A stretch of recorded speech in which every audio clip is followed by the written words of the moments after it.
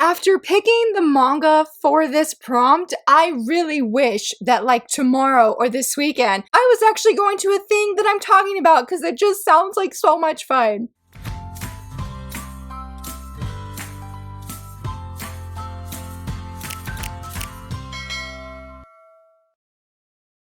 Hello friends, happy Wednesday, so very excited that you're here. We are continuing the 25 days of shoujo manga as well as top 5 Wednesday, which is a normal thing, but I am doing shoujo manga only for all of my top 5 Wednesdays this month. Well, you know, last week I think was an exception because I did talk about manhwa, but it is geared towards a woman audience, so yeah, hopefully that one worked and it was okay. But in case if you're not familiar with Top 5 Wednesday, in a nutshell, basically each week I answer a prompt using 5 books, but in this case I do manga to reflect the said prompt. And today's prompt is Christmas book exchange. We're going to use our imagination a little bit and pretend that we have been invited to a Christmas book exchange and we are choosing 5 books that we would wrap up and randomly give to someone at this book exchange. I tried to do for my picks today, I wanted to do a variety, like I didn't want to do just romance or just slice of life. I wanted to try and find like a good balance, and because of that, it took a lot of thinking. And not only that, I definitely wanted to do like more newer series or shorter series, so you know, like no library wars, because don't want to get somebody invested into a series and they're like, it's out of print, you know, no. Say Queen's quality, but like these are financial investments, which isn't a bad thing, and obviously I thought it was very worth it, but I sort of pictured like at this book exchange that if you're giving something, like giving a book or series to somebody, I don't want them to feel like it was unfair to get invested in a volume and then find out it's super long or just super hard to find. Like, I don't know, that just felt really unfair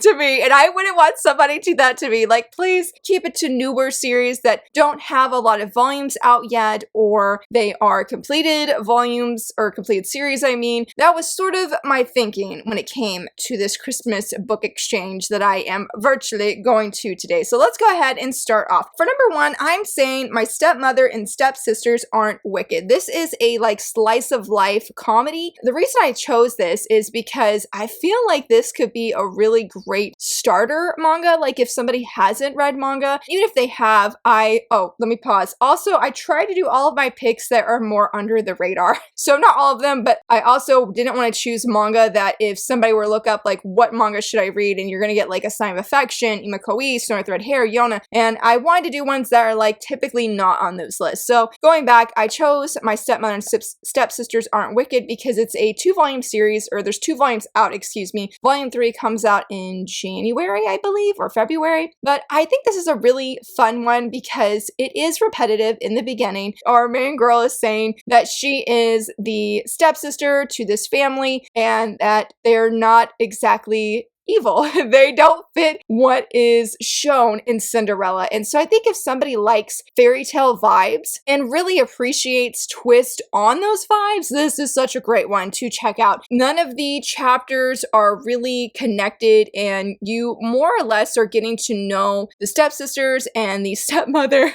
which you saw right there. Very funny, like her expressions are hilarious. This is a very cozy and warm story that makes you feel good because these stepsisters and the stepmother, they love our Cinderella. They love her and they want her to feel included and part of this family. They don't want her to feel isolated because she is different. Our main girl though is like, oh my goodness, they're gonna get mad at me because I forgot what it was. Like she didn't have like table manners, for example. She's like, oh no, I totally just messed up. I'm gonna get yelled at. And they're like, no, let's teach you how to do it. And they're excited, like her stepsisters are excited for this opportunity to teach our main girl to be more, I guess, refined, so to speak. And that only continues throughout the entire series. Well, not the entire series. I haven't read all the series, but that only continues into volume 2 as well. Though that repetitiveness that's in the beginning, because I think this was serialized on, or like started out on Twitter originally, so it does have that repetitiveness, and I know some people don't like that, and I hope that if I took this to a Christmas book exchange that it wouldn't cause the person to drop this series, because volume 2 isn't like that, and I feel like the humor is really strong and it's very heartwarming because it has those family-oriented vibes, which is just really nice. So I feel like this would be a really fun one that I feel is very under the radar. It is a josei manga, and it's like even sadder because it's a josei and it's you know, has those fairy tale vibes, and just to be so under the radar, this is definitely one I would want to bring with me to this Christmas book exchange. For number 2, this is actually a completed series, and that is Love and Focus. I really enjoyed this. I did review this on this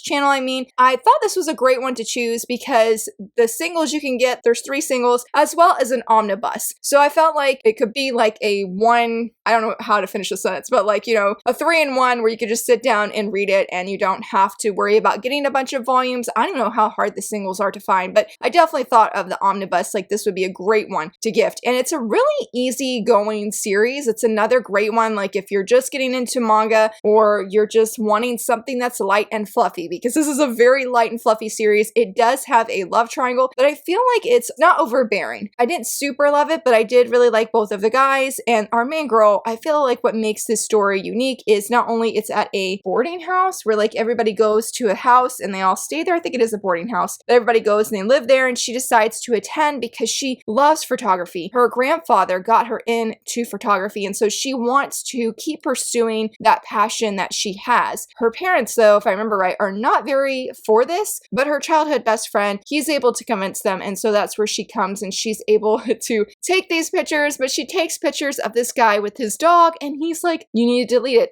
No, get rid of it. I don't want you to have any kind of photos of me at all. Creates an interesting sort of dynamic in the beginning, and it was a lot of fun. I feel like the photography aspect is like the greatest part in my opinion. I mean, I love the characters and such, but it was just really fun having that kind of element. If somebody's into taking photos and wants to see that hobby represented in fiction, this is a great one to check out. And also like the boarding house, meeting the different people, that was a lot of fun. And it's a great little short series. And I feel like it could be just a fun one to especially read over the holidays, where you're not looking, or maybe not looking, for anything deep that's going to require a lot of thought. No, you can just read this, have a good time, and call it a day. For number 3, I'm really excited that this one came to mind because I was racking my brain for something a little bit different, and I chose the Haunted Bookstore. I did review this, I believe it was last month. You guys voted for it, had the most votes, and I felt bad because I thought it was a shonen manga, but it's not. It is a shoujo. So anyway, I think this is a great one to bring to a Christmas book exchange because it's very, very under the radar. Like, I don't know anybody that's actually read the manga except for maybe one person. This does not have really any romantic vibes. I'd say it's like 2%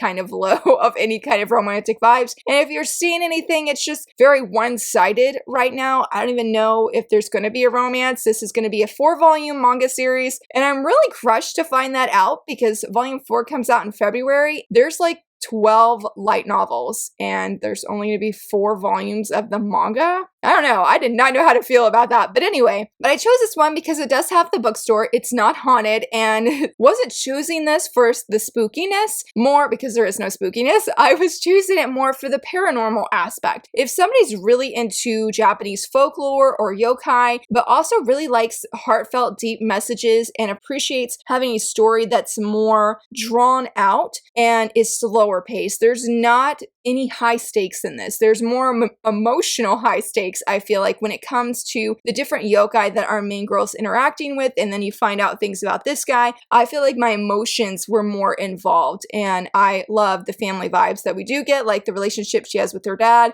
Amazing. One of the best, my favorite relationships I've seen in fiction between a parent and a child. So very good. I would recommend this one for what I just said, that for those reasons, because I think it'd be something that a lot of people enjoy, but it's not one I feel like most people are just going to pick up on a whim. And since the price of manga has gone up, I feel like for many of us, whim buying is decreasing a lot. We're not trying out newer series because the price of manga is just more expensive. And so you have to, at least for me and a few people I've talked to, we're being more diligent in our manga buying and what we pick up. So this is another one that I feel would be great and perfect for a Christmas book exchange, because maybe, hopefully, somebody has been curious about it, but they're like, I'm not going to get it, but now they would have that opportunity. And since it's only 4 volumes, it's another low commitment kind of series, and I don't think the volumes are too hard to find. It's also great too that if, say, somebody did enjoy it, they can go pick up the novels and continue the series, because I've heard great and glowing things about the novels for sure. But this was not originally on my list of titles to mention today, but then it came to mind this morning, and I'm like, we are doing it. We are going to bring this this to a Christmas book exchange because I really think if more people tried it out, I think people would enjoy it. It's just one of those really underrated gems that just not many people talk about, and hopefully bringing it to a Christmas book exchange would definitely change that. For number 4, I'm not going to go too much in depth about this one because I recently just reviewed that, and that is My Lovesick Life as a 90s Otaku. This is so much fun. I don't really know what I would say of why I'm bringing it to a Christmas book exchange. I'll let my review do myself justice here. But I just was thinking about titles that would be fun that's purely geared towards a female adult audience, that this would be a great one to bring. Well, like I said in that video, regardless if you grew up being a otaku or you're a new otaku, I really feel like there's something in this series for everyone that is fun and enjoyable and can just be deeply enjoyed. There's no need to have like a history of what does it mean to be reading manga since you were a child. No, there's plenty of like translation notes at the back that give like an inside scoop to how things were, I guess you would say, in at least Japan when it came to being a otaku and what different things mean. It doesn't really go like in depth about things that related to English per se, but like it talks about like what is slam dunk, who is Rukawa. It also talks about some of the shoujo magazines like Margaret and a few other different magazines. That was really interesting. And if there's a mention of like this one, it says, when he said idiot, I thought you mean moron. And that was a reference to something that happens in Slam Dunk. It talks about too, like if there was a famous celebrity or a famous anime character that was mentioned, it mentions those as well. So I feel like this is just a great starter manga and really highlights, in my opinion, how much fun it is to read manga. And I feel like that is something so essential for any manga reader. Maybe you're having fun, but you're like reading a heartbreaking story and everybody is like dying, but you're like, you know what, this is great and I love this. And you know what? That's all that matters, as long as you were loving and enjoying the manga that you're reading. And I feel like this first volume captures that. I just saw that the pre-order was up for volume 3, like I saw the cover, and I'm so excited. This is one that I'm definitely getting more of next year because it's just so enjoyable and so much fun, and would highly recommend it. And which is why I'm bringing it to a Christmas book exchange, because I would love for people to read this and just again see how fun it is to read manga. I know there's other series that can do that as well, but I really feel like this one has a special element that would just be deeply enjoyed by many people, and I really hope that it will not be an underrated series for long. Like, please go check it out. It's so good. For number 5, I am saying a 2-volume series, and that is My Coworker Has a Secret. I love this series. It was, or has been, I think, in my favorite reads of this year. I think you guys said it was like my favorite read in February, and that is just the relatability. I love our main girl. What is her name? Akari. Like, she blows all of her money on merch, on her favorite. He's a idol, I believe. Yeah, and it says she's so obsessed with the pretty boy idol Ren that it's ruining her financially. And I love that. This was another manga that was a lot of fun, but that relatability is really what captured me and sold me on this series. I did talk about it earlier this year of how much I loved it after volume 2 came out. I think many of us, I hope, especially if we're into manga, we just latch on to characters and we're like, I love this character. We'll be like, this is my son, this is my husband, like he could do no wrong or she could do no wrong. Like, we just become obsessed with them. For most of us, when we have that, when we get that attachment to these characters, you can see that in Akari. Like, even though she is spending all of her money on an idol, I feel like that crossed over for me when it came to spending all my money on my favorite characters in pin form or in sticker form. Love that. I love seeing that kind of, I guess, like representation of myself in this story. And it was one I knew that I had to feature today because of that. Like, I hope that somebody, if they were to read this from the Christmas book exchange, they're going to feel a relatability to Akari and just also really enjoy it. It's very fun, and I really enjoyed the romance. I feel like the tone in volume 2 does shift, so it's not nearly as funny as volume 1 is, but it's a nice, humorous romantic comedy that's set in the workplace. And so I feel like that could be something that's very interesting to somebody as well. If you're looking for a romance, or if you're looking for a,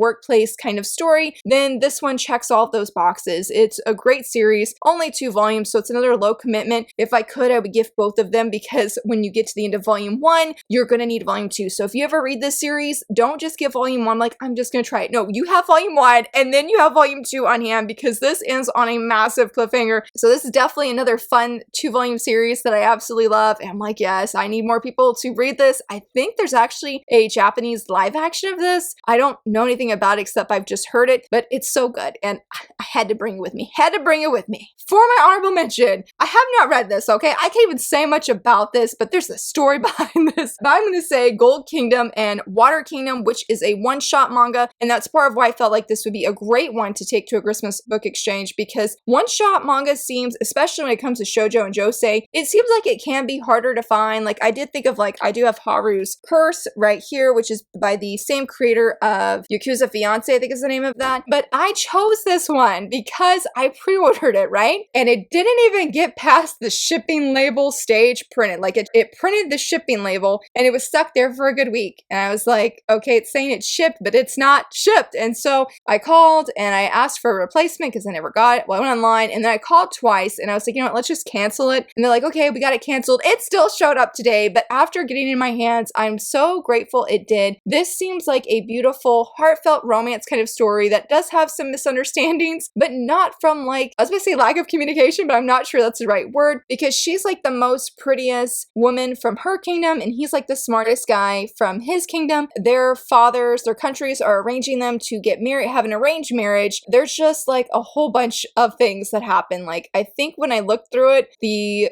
girl, when she's supposed to be in the carriage, her father changed her mind and sent like a dog or a cat. Then their kingdom sent like a dog or a cat. And so of course the other country is like super offended, but somehow these two meet up. They don't know that they're the princess and the prince that are supposed to get married, but I guess they end up like falling in love, I think. It says when they meet, they decide that in order to stop a war between their countries, they will pretend to be in love. Will their plan work, and what if real romantic feelings blossom between them? And so I think that those romantic feelings really do bloom between them. I do know that this has a movie, I think it is. I think it's a movie or it's an anime, but it looks so great and I'm so excited. Like, I was so done because of all of the calling that I had to do to get this, and then I was just frustrated. I'm like, I just don't want anymore, but I'm glad that I actually got it. Since I can't say much else about this one, I would bring with me to a Christmas book exchange for it being a standalone. Don't need to worry about like, oh, am I gonna have to get more volumes? No, it's all one volume. You're good to go. Nothing else, though. I guess if we love it, we'll want to go get more manga anyway, and hopefully that would be what would happen to the person that gets that. It gets really all of these. I haven't read, the last one, but I love all these series, and I was really excited to think about why would I bring these manga to a Christmas book exchange. But I would love to hear from you, friends. If you went to a Christmas book exchange, what are some manga that you would bring that you feel other people would love, or at least would like them to try and hopefully start loving just as much as you do? I would love to hear from you, and if you enjoyed this video, please give it a thumbs up and subscribe, and thank you so much for watching. Bye!